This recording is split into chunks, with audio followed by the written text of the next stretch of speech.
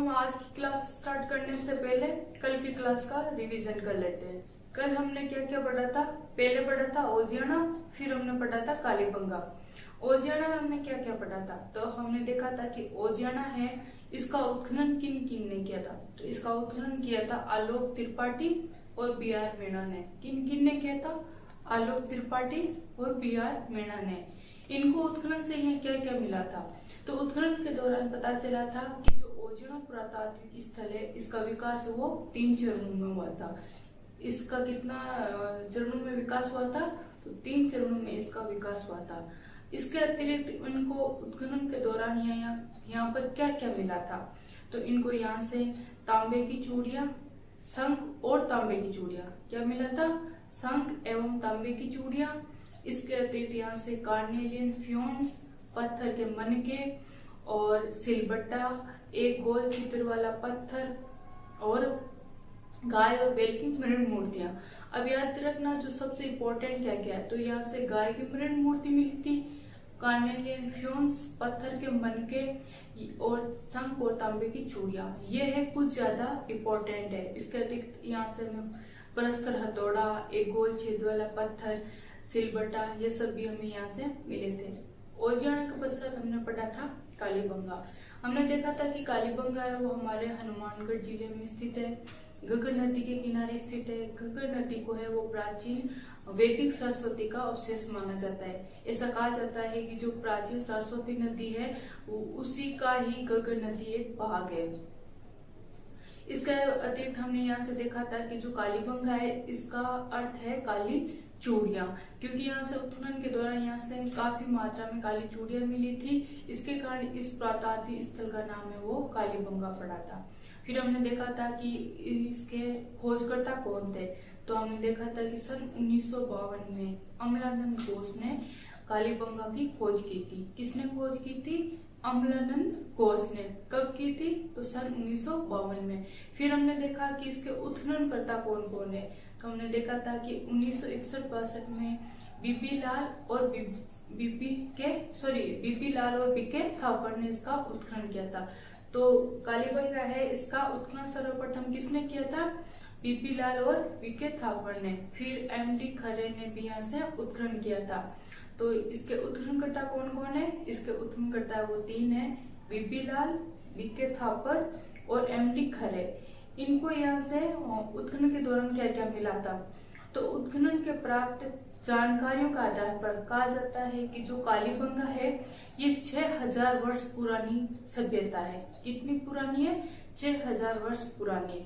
ऐसा कहा जाता है जानकारियों के आधार पर कि जो कालीबंगा है ये हड़प्पन और प्राक हड़प्पन दोनों सभ्यताओं से संबंधित स्थल रहा है।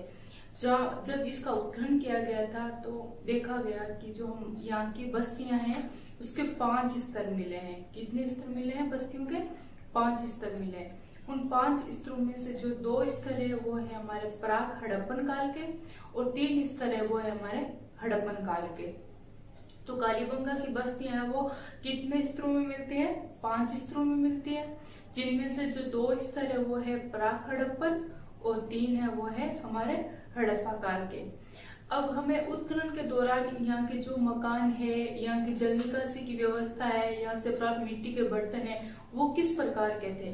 तो हमने कल पढ़ा था कि जो मकान है वो कच्चे ईंटों से निर्मित है, छतें हैं वो बांस से निर्मित है, परंतु यहाँ की जो कुएं और जल निकासी के लिए जो नालियां बनाई गई थी उनमें पक्के ईंटों का प्रयोग किया गया था। हालांकि दीवारों में कच्चे ईंटों का प्रयोग किया गया था, परंतु जो नालियां और कुएं थे उनमें पक्के ईंटों का प्रयोग किया गया था।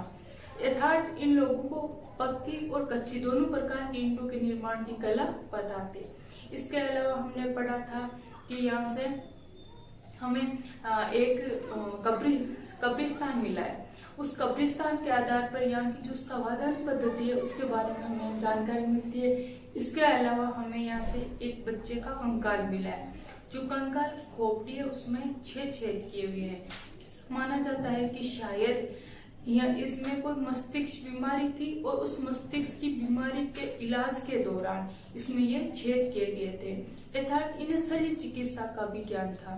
इसके इन सब के अतिरिक्त यहाँ से हमें क्या क्या मिला है, तो यहाँ से हमें तांबे की चूड़ियां मिली है, मापतोल के बाट मिले हैं। जब हमने आर्य सभ्यता पढ़ा था तो हमने पढ़ा था कि यहाँ से हमें मापतोल के बाट मिले हैं।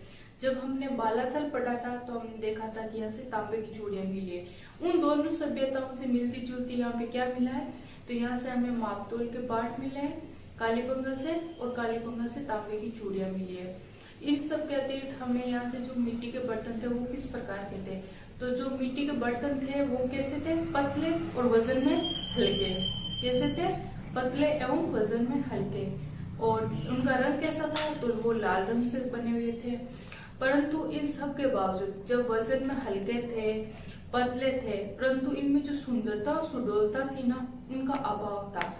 सुडौलता सुंदरता का अभाव होने के बावजूद भी ये अलंकृत थे। विभिन्न प्रकार की मानव की, पशुओं के चित्र बने हुए थे इन मिट्टी के बर्तनों पर। फिर इसके अलावा हमने कालीबंगा में देखा था कि हमें यहाँ से भूकंप के साक्ष्य मिले। किस चीज के साक्ष्य मिले हैं, भूकंप के साक्ष्य। अब हमें यहाँ से जो भूकंप के साक्ष्य मिले वो किस आधार पर हम कह सकते हैं कि यहाँ से शायद भूकंप आया होगा, तो जो मकान है उनमें दरारें आई हुई है। मकान में जो दरारें हैं उनके आधार पर ऐसा कहा जाता है कि संभवतः यहाँ पे भूकंप आए होंगे। तो ये ओजियना और कालीबंगा है, ये दोनों टॉपिक हमने कल पढ़े थे। इन दोनों क्लासों का अभी तक हमने आज रिवीजन किया। अब हम कौन सी सभ्यता पढ़ेंगे आज हम, गणेश।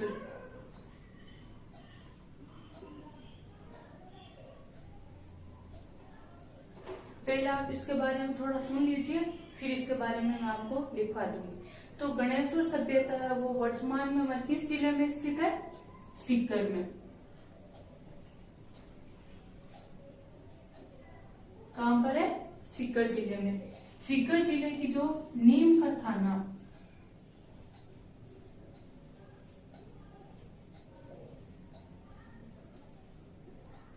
जो नीम का थाना तहसील है इसमें स्थित है। तो गणेश्वर कहाँ पर स्थित है, सीकर जिले की नीम का थाना तहसील में स्थित है। किस नदी के किनारे स्थित है, तो यह कांतली नदी के किनारे।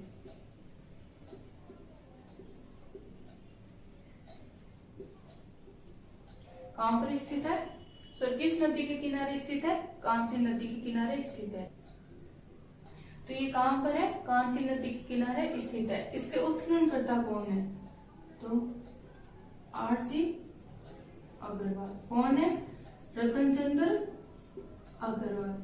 गणेश्वर स्थल है वो हमारा सीकर जिले की नीम का थाना तहसील में स्थित है, कांतली नदी के किनारे स्थित है। इसका उत्खननकर्ता कौन है, तो इसका उत्खननकर्ता है वो रतनचंद्र अग्रवाल। उत्खनन के दौरान हमें ज्ञात होता है कि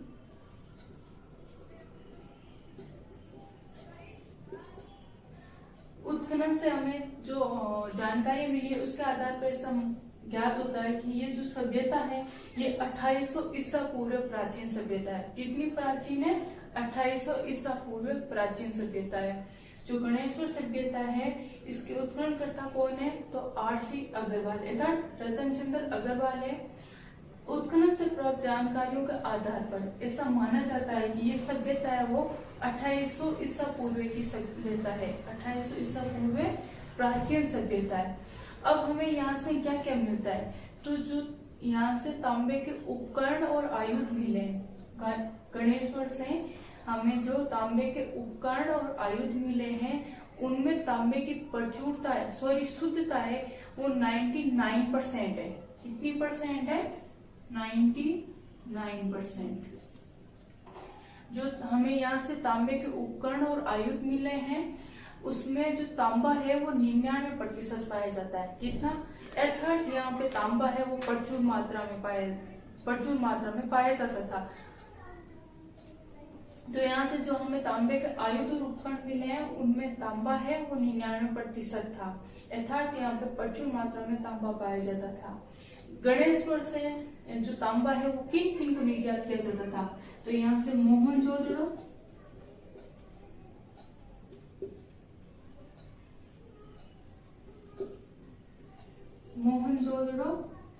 और हड़प्पा। गणेश्वर सभ्यता है यहाँ से तांबा है वो मोहनजोदड़ो और हड़प्पा को निर्यात किया जाता था। अर्थात यहाँ से तांबा है वो मोहनजोदड़ो हड़प्पा को भेजा जाता था। यहाँ से भी हमें मिट्टी के बर्तन मिलते हैं। यहाँ से जो हमें मिट्टी के बर्तन प्राप्त होते हैं उन्हें क्रिप्पस स्वर्णिम पात्र कहा गया है। क्या कहा गया है? क्रिप्पस स्वर्णिम पात्र। हमें जो गणेश्वर से मिट्टी के बर्तन मिले हैं उन्हें क्रिप्पस स्वर्णिम पात्र कहा गया है।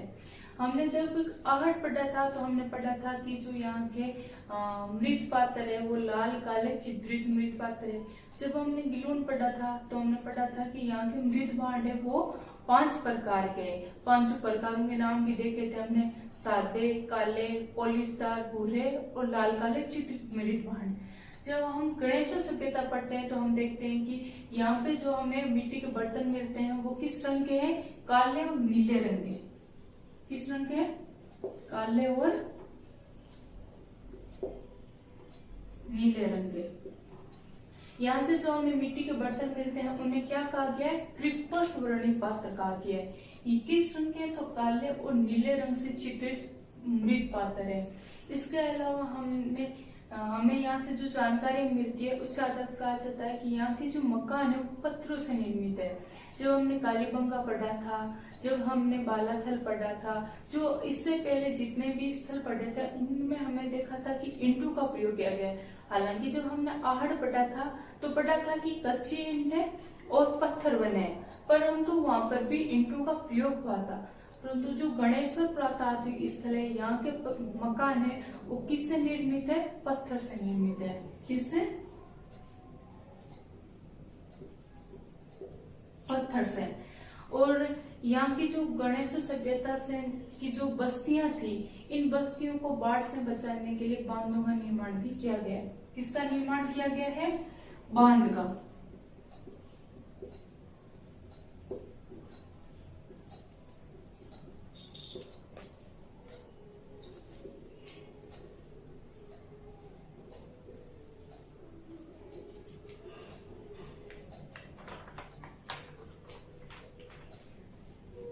तो इन बस्तियों को बाढ़ से बचाने के लिए किसका निर्माण किया गया है? बांध का निर्माण किया गया है। और ये बांध किससे निर्मित है? तो पत्थर से। किससे निर्मित है? पत्थर से निर्मित है।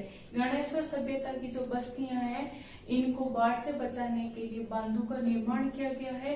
ये बांध है वो किससे निर्मित है? पत्थर से निर्मित है। तो अब आप हेडिंग लगाइए गणेश्वर सभ्यता। लगाइए गणेश्वर सभ्यता। आपने हेडिंग लगाया गणेश्वर। क्या लगाया? गणेश्वर। अब लिखिए ये सीकर जिले के नीम का थाना में स्थित है। कहां पर है? सीकर जिले के नीम का थाना में स्थित है। अब लिखिए ये कांतली नदी के किनारे स्थित है। कहां पर है? कांतली नदी के किनारे स्थित है। अब देखिए उत्खनन करता। लिखिए उत्खननकर्ता। उत्खननकर्ता में लिखिए रतन चंद्र अग्रवाल। लिखिए रतन चंद्र अग्रवाल। लिख लिया रतन चंद्र अग्रवाल। अब लिखिए उत्खनन से प्राप्त जानकारी के आधार पर उत्खनन से प्राप्त जानकारी के आधार पर ये सभ्यता 2800 ईसा पूर्व प्राचीन है। कितनी प्राचीन है? 2800 ईसा पूर्व प्राचीन है। ये सभ्यता 2800 ईसा पूर्व प्राचीन है। अब लिखिए गणेश्वर को भारत में ताम्रयुगीन सभ्यताओं की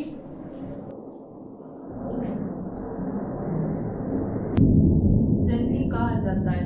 क्या कहा जाता है? यानी कि ताम्र युगीन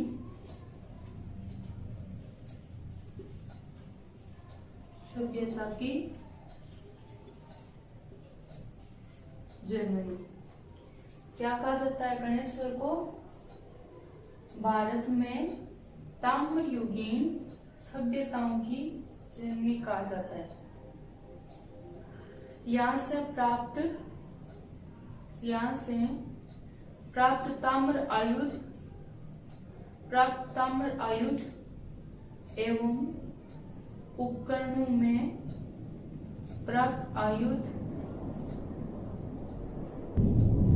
इन ताम्र आयुध और उपकरण में 99% तांबा पाया जाता है। कितना पाया जाता है?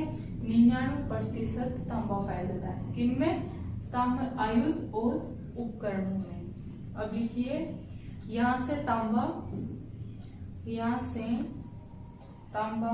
मोहनजोदड़ो को भेजा जाता था। कहाँ भेजा जाता था? मोहनजोदड़ो को। दिया मोहनजोदड़ो। अब लिखिए, यहाँ के मकान पत्थर से निर्मित है।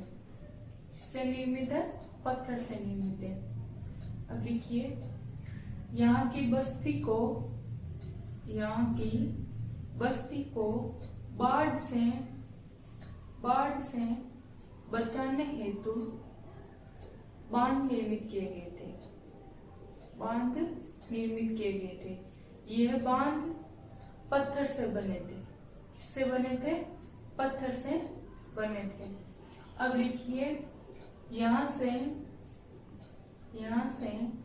हमें मिट्टी के बर्तन मिलते हैं। क्या मिलते हैं? मिट्टी के बर्तन। यहाँ से हमें मिट्टी के बर्तन मिलते हैं, जिन्हें क्रिपस वर्णी पात्र कहा गया है। यहाँ पे लिखा हुआ है क्रिपस वर्णी पात्र। क्या कहा जाता था? क्रिपस वर्णी पात्र कहा जाता था।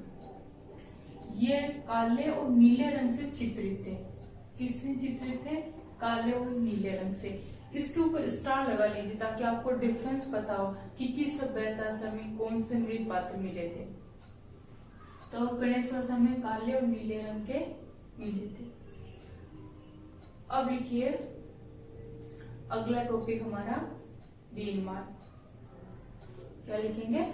बीनमाल। अब आप हेडिंग लगाइए, बीनमाल। क्या लगाएंगे? बीनमाल।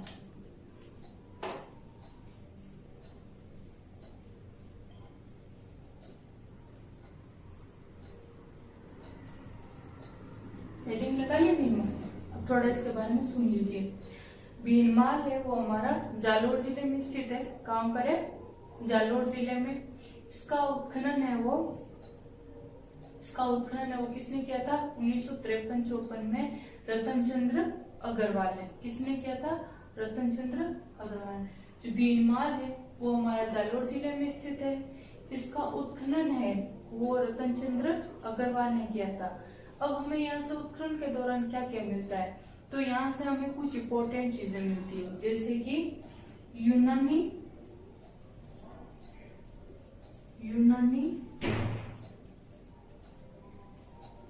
दुहत्ती सुराई।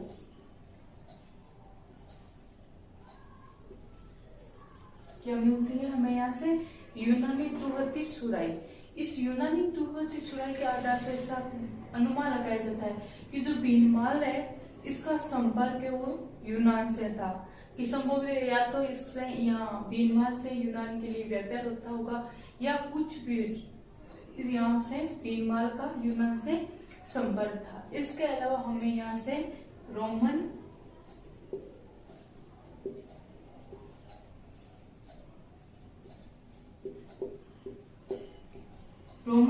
एम्फोरा मिलता है। एम्फोरा अर्थात सुरापात्र।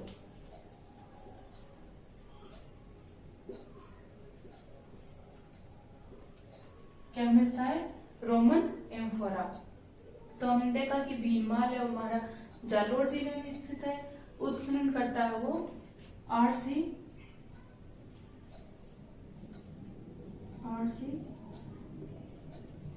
अग्रवाल। कौन है? आरसी अग्रवाल। अब हमें उत्खनन से यहाँ से क्या क्या मिलता है, तो यहाँ से हमें यूनानी दुहती सुराही मिलती है, रोमन एम्फोरा मिलता है। इसके अलावा यहाँ से हमें कुछ मृत पात्र मिलते हैं। क्या मिलते हैं? जो बीनमाल से हमें मृत पात्र मिलते हैं, उन मृत पात्रों पर विदेशी प्रभाव है वो दृष्टिगोचर होता है। तो क्या होता है? बीनमाल से भी हमें मृत पात्र मिलते हैं, उन पे विदेशी प्रभाव है वो दृष्टिगोचर होता है। इसके अलावा यहाँ से हमें शक-क्षत्रप, क्या है? शक-क्षत्रप, इनके सिक्के मिलते हैं। क्या मिलते हैं? जो शक-क्षत्रप है इनके सिक्के मिलते हैं। इसके अलावा हम देखते हैं कि जो भीनमाल, इसका प्राचीन नाम क्या था? तो श्रीमाल। क्या नाम था? श्रीमाल। इसके अलावा हम देखते हैं कि जो हमारे प्रसिद्ध कवि है शिशुपाल, वो भी हमारे बीनमाल से ही बीनमाल के थे। इसके अलावा कवि माघ है, वो भी जो कवि माघ है जिनकी रचना है शिशुपाल वध, वो कवि माघ है, वो भी बीनमाल से ही थे। इसके अलावा हम पढ़ते हैं ब्रह्मगुप्त है, वो भी हमारे बीनमाल से ही थे। अब आप हेडिंग लगा ली होगी आपने बीनमाल। अब इसके बारे में लिखिए, बीनमाल के बारे में आगे लिखिए। जालोर में स्थित है। कहाँ पर है? जालोर में स्थित है। उत्खननकर्ता में लिखिए रतन चंद्र अग्रवाल। उत्खननकर्ता में लिखिए रतन चंद्र अग्रवाल। अब लिखिए यहाँ से हमें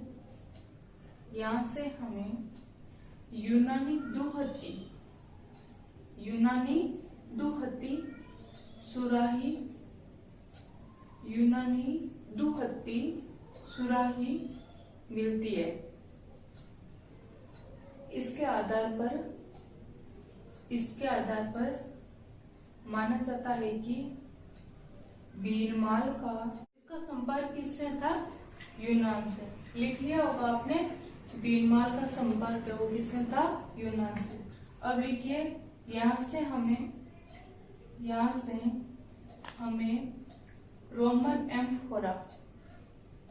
रोमन एम्फोरा मिला है। लिख लिया? रोमन एम्फोरा मिला है। अब लिखिए यहाँ से शक-क्षत्रप, क्या है? शक-क्षत्रप के सिक्के भी मिले हैं। क्या मिले? शक-क्षत्रपों के सिक्के भी मिले हैं। फिर लिखिए इसका प्राचीन नाम श्रीमाल था। क्या था? श्रीमाल। आपको गणेशोली करते वक्त मैं एक चीज बताना भूल गई कि जो अभी हाल ही में नए जिले घोषित किए गए थे, उन जिलों में नीम का थाने को भी जिला घोषित किया गया था। जब इन सभी नए जिलों का सीमांकन हो जाएगा, तब आप इसमें जो नीम का थाना तहसील है वहां लिख देना नीम का थाना जिले में स्थित है, गणेश्वर वाले में। क्या लिख लेंगे आप? नीम का थाना जिले में स्थित है। जब जिले का सीमांकन हो जाएगा, नए जिले जो बने इनका सीमांकन होने के पश्चात। अब आप हेडिंग लगाइए ईश्वर। क्या लिखाएंगे? ईश्वर।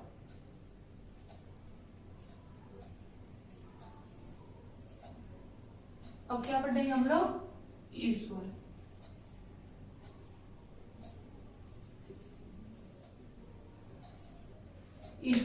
क्या पढ़ेंगे?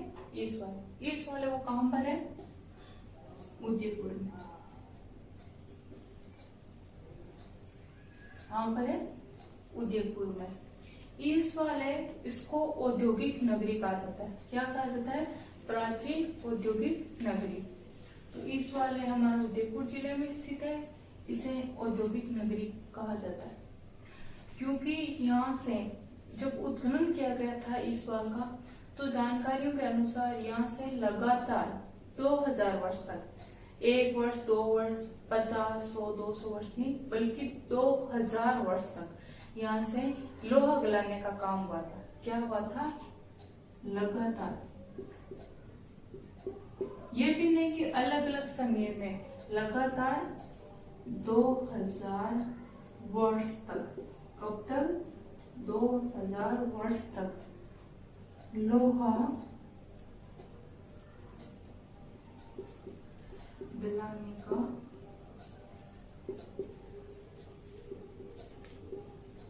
काम हुआ था। यहाँ से लगातार 2000 वर्ष तक लोहा गलाने का काम हुआ था। जब इसका उत्खनन किया गया था तो जो बस्तियां हैं वो कितने स्तरों में मिली थी? 5 स्तरों में। कितने स्तरों में मिली थी? 5 स्तरों में। क्या मिली थी? बस्तियां। आपको याद होगा जब हमने कालीबंगा पढ़ा था तब हमने पढ़ा था कि बस्तियों कितने स्तर मिले हैं? 5 स्तर। जब हमने आड़ पढ़ा था तब हमने पढ़ा था कि बस्तियों के कितने स्तर मिले हैं? 8। तो इस सवाल है यहाँ की बस्तियों के कितने स्तर मिले हैं? तो यहाँ की बस्तियों के 5 स्तर मिले हैं। कितने मिले हैं? 5 स्तर। इसके अलावा हमें यहाँ से और क्या मिला है? तो जो इस सवाल है इससे 500 ईसा पूर्व में यहाँ पे लोहा गलाने का काम होता था। इसके अलावा मौर्य, शुंग और कुषाण कब कब? एक तो 500 ईसा पूर्व में, उसके अलावा मौर्य, शुंग और कुषाण काल में क्या हुआ था? लोहा गलाने का काम।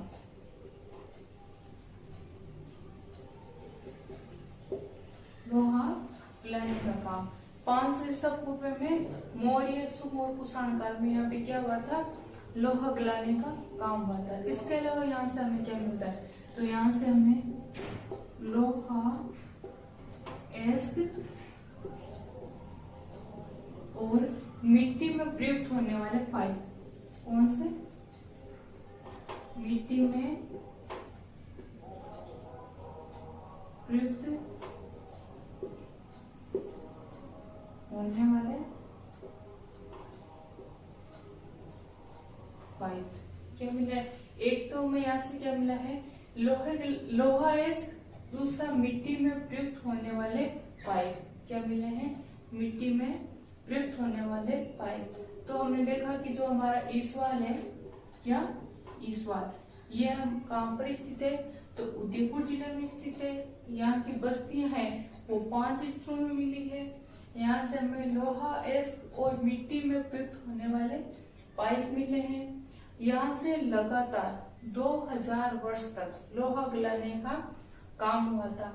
कब कब? तो 500 ईसा पूर्व में मौर्य, शुंग और कुषाण काल तक। कब हुआ था? 2000 वर्ष में 500 ईसा पूर्व से मौर्य, शुंग और कुषाण काल तक लोहा गलाने का काम हुआ था। इसके अलावा हमें यहाँ से ऊंट का दांत, ऊंट का दांत क्या मिला है? हड्डियां और ऊंट का दांत। क्या क्या मिला है? हड्डियां एवं ऊंट का दांत मिला है। तो अब आप हेडिंग लगा ली होगी ईश्वर। अब इसके बारे में लिखिए। तो ये हमारा उदयपुर जिले में स्थित है। लिखिए, उदयपुर जिले में स्थित है। यहाँ की बस्तियां ऐसे लिखिए, यहाँ की बस्तियों के 5 स्तर मिले। कितने स्तर मिले हैं? 5 स्तर मिले। अब लिखिए, लगातार 2000 वर्ष तक। कब तक? 2000 वर्ष तक लोहा गलाने का काम हुआ था। क्या हुआ था? लगातार 2000 वर्ष तक लोहा गलाने का काम हुआ था। और लिखिए, इसे औद्योगिक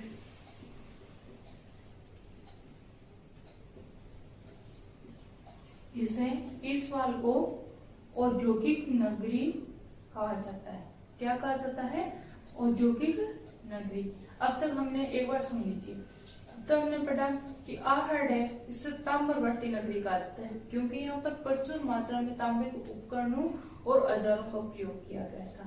जब हमने गणेश्वर पढ़ा था तो हमने पढ़ा था कि भारत में ताम्र युगीन सभ्यताओं की जननी कहा जाता है। क्या कहा जाता है? ताम्र युगीन सभ्यताओं की जननी। अब देखिए कि जो औद्योगिक नगरी, प्राचीन औद्योगिक नगरी किसे कहा जाता है? तो वो है ईसवाल। लिख लिया आपने कि ईसवाल को औद्योगिक नगरी कहा जाता है। अब लिखिए 500 ईसा पूर्व कोमा मौर्य कोमा सुंग कोमा कुषाण काल में यहाँ पर लोहा गलाने का काम हुआ था। कब कब हुआ था? 500 ईसा पूर्व मौर्य सुंग कुषाण काल में लोहा गलाने का काम हुआ था। अब लिखिए यहाँ से हमें लोहायस्क एवं मिट्टी में प्रयुक्त होने वाले पाइप मिले। क्या मिला है? मिट्टी में प्रयुक्त होने वाले पाइप मिले। आगे लिखिए यहाँ से हड्डियां एवं ऊंट का दांत मिला है। इसको ऊंट के दांत पर आप स्टार्ट कर लीजिए इसे। तो यहाँ से क्या क्या मिला है? हड्डियां। क्या मिला है? हड्डियां और ऊंट का दांत। अब आगे लिखिए यहाँ के मकान पत्थर से निर्मित थे। किससे निर्मित थे? पत्थर से निर्मित थे। अब आज तो हमने 3 टॉपिक पढ़े हैं। क्या क्या पढ़े हैं? गणेश्वर, बीनमाल और ईसवाल। कल हम अपनी क्लास स्टार्ट करने से पहले इन तीनों का पहले रिवीजन करेंगे, फिर हम अपने अगला टॉपिक है राजस्थान के जनपद।